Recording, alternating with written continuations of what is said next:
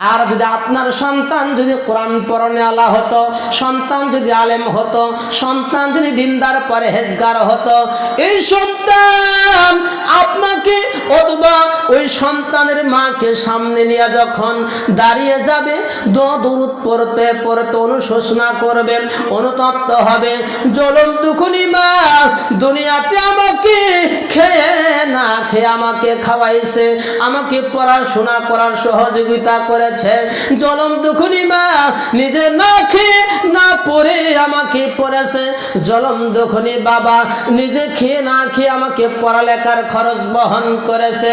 সন্তান জানাজার নামাজ পড়তে গিয়া দোয়া দরুদ পড়তে পড়তে অনুতপ্ত হবে, অনুশোচনা করবে, বাবা তো জ্বলন্ত খুনি মা অথবা বাবা চিরদিনের জন্য চলে যাচ্ছে।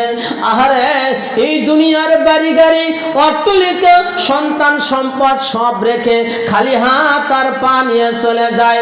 আমি সন্তান, আমি মা বাবার জন্য দোয়া দরুদ পড়ে, আল্লাহ মা বাবার তার জীবনের গুনাহগুলি মাফ করে দাও।